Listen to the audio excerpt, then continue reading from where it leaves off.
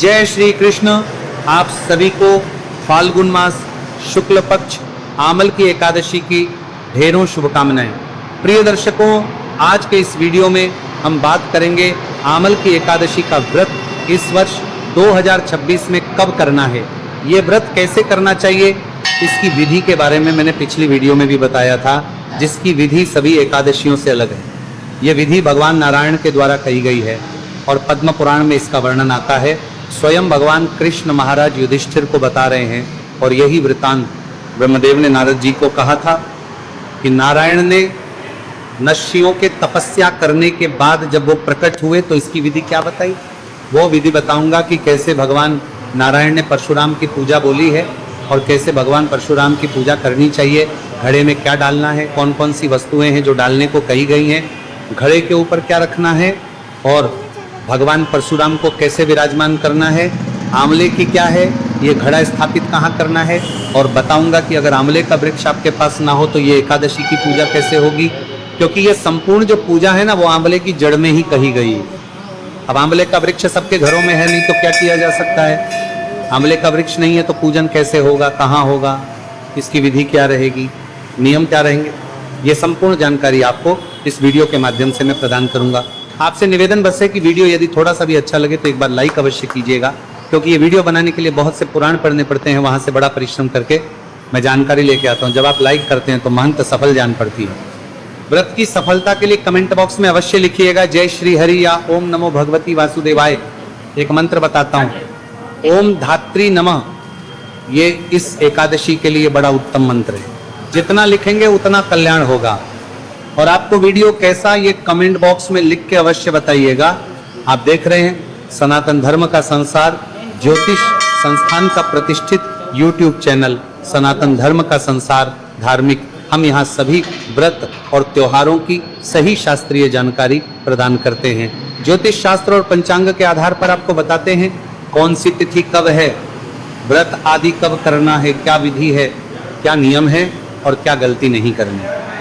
यदि आप सभी व्रत और त्योहारों की सही शास्त्रीय जानकारी पाते रहना चाहते हैं तो कृपया को सब्सक्राइब कीजिए और बेल आइकन को प्रेस कीजिए। जब आप सब्सक्राइब का बटन दबाएंगे तो वहां 1 घंटी का निशान बना हुआ आएगा, उसको अवश्य दबाइएगा, तभी आपको हमारे सारे वीडियो प्राप्त होंगे, अन्यथा आपसे जानकारी छूट जाएगी।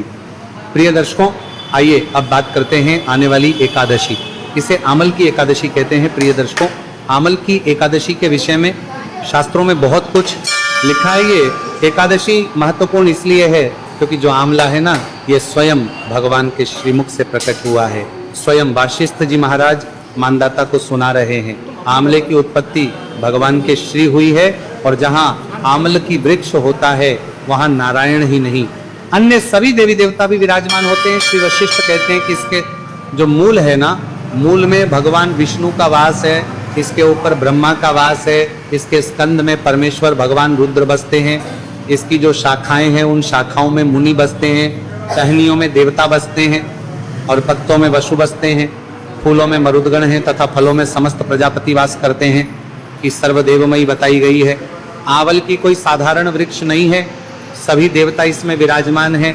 अतः विष्णु भक्त पुरुषों के लिए ये परम पूज्य और आवश्यक रूप से पूज्य है, ऐसा वशिष्ठ जी महाराज कह रहे हैं। मैं ये सारा वृतांत आपको हिंदी में समझा रहा हूँ क्योंकि मैं अब आपको पहले संस्कृत में सुनाऊं फिर उसका हिंदी अनुवाद करके दूं तो उससे वीडियो बिना वजह के बहुत बड़ा हो जाता है।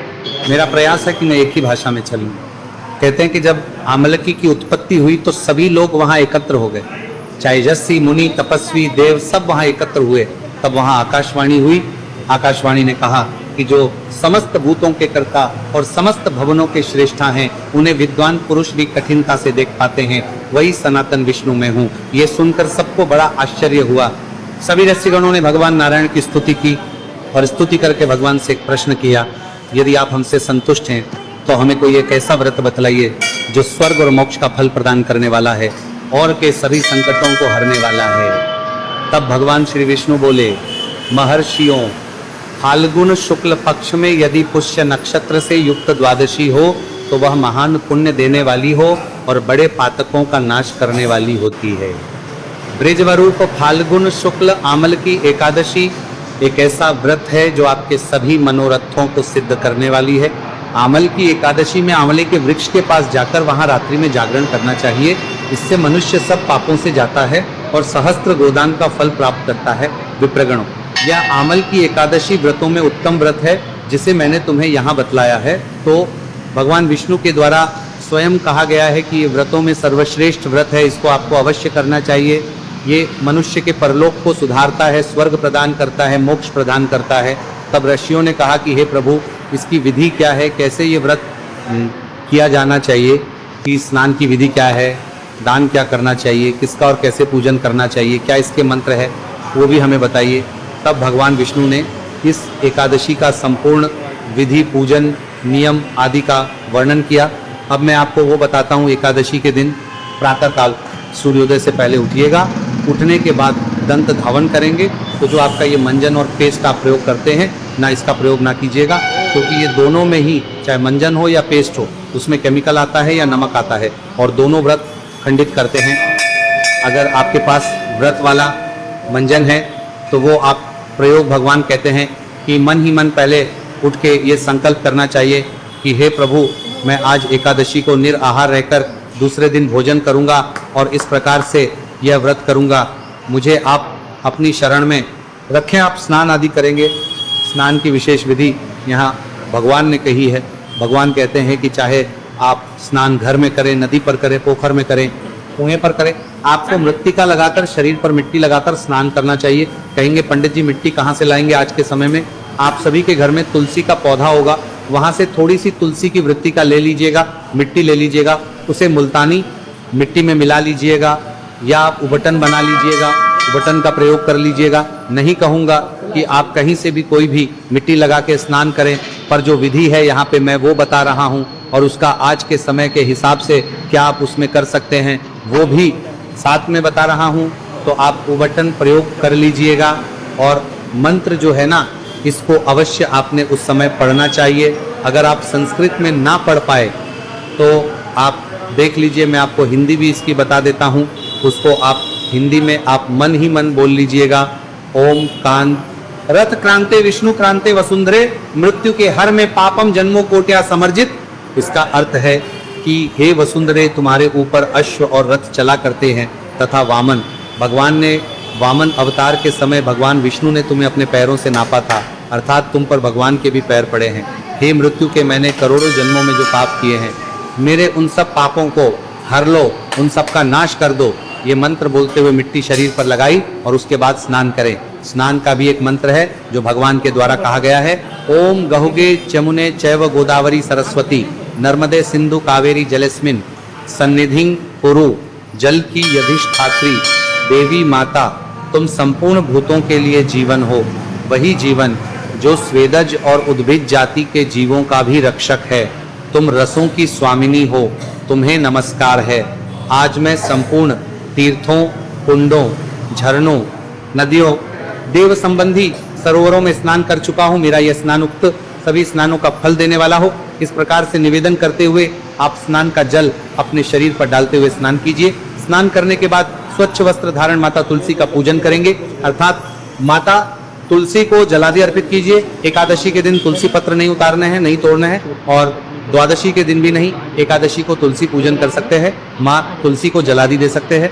आगे भगवान कहते हैं कि विद्वान पुरुषों को चाहिए कि वह परशुराम जी की सोने की प्रतिमा बनाए और प्रतिमा अपनी शक्ति और धन के अनुसार 1 या आधे माह से स्वर्ण की होनी चाहिए।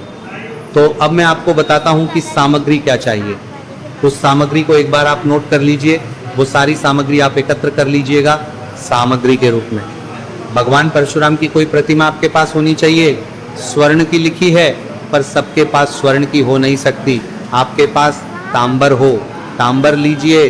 पीतल हो, पीतल लीजिए। और जिनके पास प्रतिमा ना हो तो आप तस्वीर ले लीजिएगा। प्रयास कीजिए, अगर प्रतिमा मिल जाए तो उनको करने के लिए एक चौकी की आवश्यकता होगी। चौकी पर बिछाने के लिए लाल या पीला वस्त्र चाहिएगा।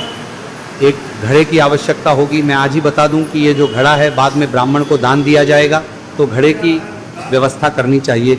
आपको कलश जो भी आप रखना चाहे लोटे का रखें और वो स्टील का ना हो, इसका भी ध्यान दीजिएगा। तो मिट्टी का घड़ा उत्तम रहेगा, वो ले लीजिएगा। उसका पूर्ण पात्र में भरने के लिए जो खील आती है ना, खीलों की आवश्यकता होगी।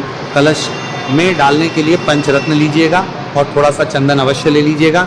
ये अतिरिक्त भगवान को अर्पित करने के लिए रोली, मौली, पान, सुपारी, लौंग, इलायची, धूप, दीप, पुष्प की माला, इत्र, जनेऊ और पंचामृत बनाने के लिए कच्चा दूध, दही, घी, शक्कर और गंगा जल, शहद का प्रयोग एकादशी पर होता नहीं है। ये सारी सामग्री है जो आपने एकत्र कर लेनी है। सारी सामग्री को एकत्र कीजिए, लौटा लीजिए एक तांबे का, उसमें पहले थोड़ा सा गंगा जल भरिएगा, फिर शुद्ध जल भरिएगा और ये सारी सामग्री जो है आपने एकत्र कर लेनी है। आपके घर में भी आंवले का वृक्ष है या मंदिर में जा रहे हैं तो जहाँ आंवले का वृक्ष है वहाँ पे अच्छे से साफ सफाई कीजिए। और फिर मैं आगे की पूजन विधि बताता हूँ। ये विधि बताने के बाद मैं आपको ये भी बताऊँगा कि फिर जिनके पास आंवले का वृक्ष नहीं है उनको क्या करना चाहिए। तो आइए ये सारी सामग्री एकत्र करके आंवले के वृक्ष पे चलते हैं, पूजा करते हैं। तदोपरांत फिर हम इसका उपाय भी बताते हैं कि क्या और उपाय हो सकता है जिनके पास वृक्ष ना हो उनके लिए। तो साफ सफाई करके और सारी सामग्री रखिए।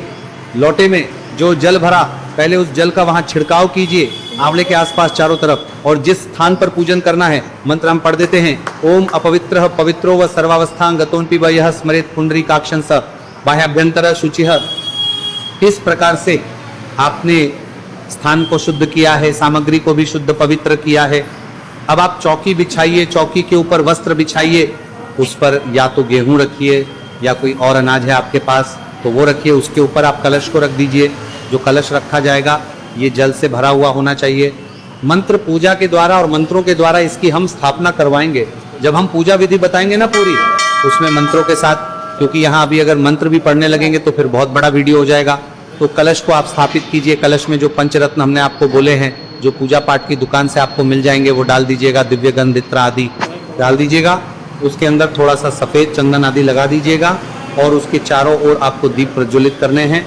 दिए रखिएगा, चाहे आप तिल के तेल के दिए लाए, चाहे घी के दिए, 5 या 7 दिए उसके चारों तरफ आराम से आपको लगा देने हैं। एक दीपमाला जो कलश है ना, कलश के पूर्ण पात्र में, जिसे हम ढक्कन कहते हैं, कलश के पूर्ण कहते हैं, खीरों को ना, वो खीर रख दीजिएगा और खीलों के ऊपर उसमें भगवान परशुराम की जो आपके पास प्रतिमा है, मूर्ति है, उसको विराजमान कर दीजिएगा। उनके सामने एक घी का मुख्य दीपक रखिएगा, जो अगर संभव हो एकादशी को आप प्रज्वलित कर रहे हैं और तक आप उसको जला के रखें तो उत्तम रहेगा। इस प्रकार से आपने स्थापना कर लेनी है। अब जो मंदिर में जा रहे हैं पूजा पाठ करने के लिए, तो संभव है कि वो तो नहीं ले जा पाएंगे, तो वहाँ आप बिना चौकी के भी जो भी आंवले के पास जो स्थान है उपयुक्त, उसकी साफ सफाई करके इसी प्रकार से जल छिड़कने के और वहीं पे अनाज की डेरी लगाइएगा और उसके ऊपर आप कलश की स्थापना कीजिएगा, क्योंकि स्थान का शुद्धिकरण तो जल छिड़कने से हो ही जाता है और आंवल की इच्छाओं में तो सब शुद्ध रहता है। तो इस प्रकार से आपने स्थापना कर दी है। उसके बाद आप भगवान की विधि विधान से पूजा करेंगे, अर्चना करेंगे। उनको पुष्पमाला कैसे अर्पित करवानी है, कैसे जनेऊ आदि अर्पित करना है, देखेंगे। इसमें एक विधान जो कहा गया है, भगवान कहते हैं कि पूजा के लिए नवीन छाता, नया छाता, नए जूते, वस्त्र ये भी मंगवा के रखें। तो परशुराम जी को अर्पित करने के लिए जिसकी जैसी सामर्थ्य है उसके अनुसार आप ले आइएगा। छाते, जूते, वस्त्र आदि ये सभी मंगवा लीजिएगा और उनको वहाँ अर्पित कीजिएगा। अब जिनकी सामर्थ्य ना हो तो कोई बात नहीं, इनके बिना भी आप पूजन कर सकते हैं। देखिए, मेरा कर्तव्य बनता है, जो पुराण में विधि है मैं उसके बारे में बताऊं। ये ना हो कि कल को उसका पाप मुझे लगे कि भाई आपके सामने पुराण था तो आपने बताया क्यों नहीं, तो मैं ये विधि बता रहा हूँ। अब जिसकी आर्थिक सामर्थ्य उतनी नहीं होगी तो कोई बात नहीं, आप उसके बिना भी पूजन कर सकते हैं। इसके बाद कुछ मंत्र हैं जो भगवान के द्वारा कहे गए हैं। ये भगवान परशुराम को आपने जल अर्पित करना है। कैसे उनकी पूजा करनी है? जैसे ये कहकर उनके चरणों की पूजा करें। रुकने नमः ये कह के दोनों घुटनों की, और उग्राय नमः इससे जांघों की पूजा करें। धामोदराय नमः इससे कटी भाव की, पद्मनाभाय नमः इससे उदर की, और श्री वत्सधारणे नमः इससे वक्षस्थल की, चक्रणे नमः इससे बाईं भुजा की, गधने नमः इससे दाही भुजा की, वैकुंठाय नमः इससे कंठ की, यज्ञ मुखाय नमः इससे मुख की, विशोकोनिधय नमः इससे नासिका की, वासुदेवाय नमः इससे नेत्रों की नमः इससे ललाट की, सर्वात्मने नमः इससे संपूर्ण अंगों की तथा मस्तक की पूजा करे। यही पूजा के मंत्र हैं जो विशेष रूप से उस दिन हमें प्रयोग करने हैं। तो कैसे करने हैं बाकी चीज़ें, कब आप पत्र पुष्प अर्पित करेंगे, कैसे तिलक करेंगे, वो मैं पूरा पूजा विधि का अलग से एक वीडियो बनाऊंगा। उसमें आप अवश्य इनको, इसमें भगवान को शुद्ध फल के द्वारा अर्घ्य प्रदान करना है, वो भी मैं आपको बताऊंगा। अर्घ्य के लिए एक मंत्र कहा गया है, भगवान जनार्दन विष्णु के द्वारा भगवान कहते हैं कि अर्घ्य देते समय इस प्रकार से मंत्र बोलना चाहिए। नमस्ते देव देवेश, नमस्ते धरणीधर, नमस्ते सर्वनागेंद्र, नमस्ते पुरुषोत्तम हरे, अर्थात देव देवेश्वर, हे जमदाग्नि नंदन विष्णु स्वरूप परशुराम जी आपको नमस्कार है, नमस्कार है। आमले के साथ दिया हुआ मेरा ये अर्घ्य ग्रहण कीजिए। आमले के फल से आपने ये अर्घ्य देना है। पूजा पाठ आदि करके भगवान के चरणों में मन को लगाते हुए दिन को व्यतीत कीजिए। काल को कीर्तन करना चाहिए, कीर्तन की बड़ी महिमा कही गई है। तन का फल प्राप्त करने के लिए वीडियो में अपलोड करूंगा। भगवान कहते हैं या तो वाद्य यंत्र आदि बजाते हुए, नृत्य आदि करते हुए, गाते हुए आप कीर्तन करें, अन्यथा कुछ पाठ कहे हैं शास्त्रों में, उनको सुनकर आप कीर्तन का फल प्राप्त कर सकते हैं। तो वो सभी पाठ मैं आपके लिए अपलोड करता हूँ, उनका आप लाभ लीजिएगा। इसके बाद मैं बात करूँ आहार की, तो ये जो व्रत है मनुष्य को या तो निराहार करना चाहिए या फल आहार ही करना चाहिए। इसमें अन्न का सेवन नहीं, नमक का सेवन नहीं, मिर्च का सेवन नहीं करना चाहिए। फल आहार और फिर भी अगर आवश्यक हो तो आप पी सकते हैं। इस प्रकार से ये व्रत किया जाना चाहिए। अब इसमें अगर कुछ लोग कहे पंडित जी वो सिंघाड़ा आदि खा सकते हैं क्या? देखिए, अगर आप किसी से नहीं होगा फलाहारी तो वो आप उस प्रकार से खा सकते हैं। एकादशी व्रत की महिमा मैंने पहले भी बताई है। इसमें जैसे जितना आहार खाएंगे उतना ही पुण्य आपको प्राप्त होता है, अर्थात जितना कम खाया जाएगा उतना अधिक पुण्य प्राप्त होगा। भगवान कहते हैं कि भक्ति युक्त चित्त से जागरण करना चाहिए। तथ्य संगीत वाद्य धार्मिक उपाख्यानों या भगवान विष्णु संबंधित जो कथा वार्ता है उसके द्वारा रात्रि व्यतीत करनी चाहिए। इसमें शयन के लिए नहीं कहा गया है, पूरी रात्रि इसी प्रकार से भगवान की कथाएं सुनिए, भगवान के स्तोत्र सुनिए, पाठ सुनिए, एक दूसरे से चर्चा कीजिए, इसी प्रकार से रात्रि को व्यतीत कीजिए। दिन आपको भगवान नारायण का नाम लेते हुए 108 परिक्रमा करनी चाहिए। आवल की वृक्ष की 108 परिक्रमाएं कही है। जो 108 ना कर पाए वो 28 कर सकते हैं। प्रकार से आपने ये एकादशी के व्रत के दिन पूजन पाठ आदि करना है और व्रत के अगले दिन सूर्योदय से पहले स्नान आदि कर लीजिए, स्वच्छ वस्त्र धारण कीजिए के दिन भगवान विष्णु की विधि विधान से पूजा कीजिए, आमल की वृक्ष की पूजा कीजिए। पूजा करने के बाद ब्राह्मण को अपने निवास स्थान पर निमंत्रण दीजिए। आप स्वयं मंदिर जाइए, वहाँ ब्राह्मण की पूजा कीजिए और उसके बाद ये जो सामग्री है जो आपने यहाँ पूजा में अर्पित की थी, चाहे वो कलश हो परशुराम जी का, चाहे वो जो वस्त्र मैंने आपको कहे कि वस्त्र कहे गए हैं, इसमें 2 वस्त्र, जूते आदि, वो सभी वस्तुएं आपको ब्राह्मण को दान दे देनी चाहिए और मन में ये भाव रखना चाहिए कि मैं ये सभी वस्तुएं आपको अर्पित कर रहा हूँ परशुराम जी के रूप में, भगवान विष्णु मुझ पर प्रसन्न हों। इस प्रकार ब्राह्मण पूजा के बाद आवल के वृक्ष की परिक्रमा कीजिए। जो विधान दक्षिणा का कार्य है, ब्राह्मण को भोजन आदि करा सकते हैं तो ब्राह्मण आदि कराएं और इस प्रकार से आप अपने व्रत का पारण करें। भगवान कहते हैं कि उसके बाद आपको अपने पारिवारिक जनों के साथ, कुटुंबियों के साथ बैठकर भोजन करना चाहिए। इसमें जो लोग रात्रि भर जागरण करेंगे वो लोग बिना स्नान किए हुए ही सुबह सुबह ब्राह्मण को ये सभी वस्तुएं दान कर देंगे। फिर स्नान आदि करके दोबारा ब्राह्मण की पूजा करके और फिर ये भोजन आदि का कार्य करेंगे। अब प्रश्न ये उठता है कि आंवले का वृक्ष ना तो सभी घरों में है और ना ही लिगे इतना आसान है। तो देखिए, आंवल की एकादशी आने में अभी समय है, या तो आप तब तक किसी पौधे वाले से मंगवा लीजिए अपने घर में, क्योंकि होना चाहिए उत्तम होता है। और फिर भी अगर किसी के पास व्यवस्था ना ही बने आंवले के वृक्ष की तो आप कलश के चारों ओर आंवले का फल रख सकते हैं। आंवले के फल तो सभी स्थान पर मिल ही जाते हैं, तो आप आंवले का प्रयोग कीजिएगा। आंवले का फल जो है वो कलश के चारों ओर रखिएगा और इस प्रकार से इस एकादशी का लाभ लीजिएगा। भगवान विष्णु के ऋषियों ऐसा करने से जो पुण्य होता है वह मैं तुम्हें बताता हूँ। सुनो, कहते हैं कि संपूर्ण तीर्थों के सेवन से जो पुण्य प्राप्त होता है तथा सब प्रकार के दान देने से जो फल मिलता है वह सब उपयुक्त विधि से जो भी बताई है भगवान की विधि, उसका पालन करने से आपको प्राप्त हो जाएगा। सभी समस्त यज्ञों की अपेक्षा भी अधिक फल मिलता है। इस विधि से यदि एकादशी की जाए, इसमें तनिक भी संदेह है।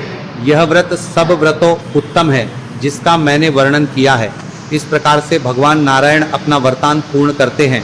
तो प्रिय भक्तों, इस प्रकार से आपको इस एकादशी का व्रत पूजन करना चाहिए, बड़ा ही कल्याणकारी रहेगा। अब बात आती है कि व्रत करना कब है और पूजन का समय क्या रहेगा।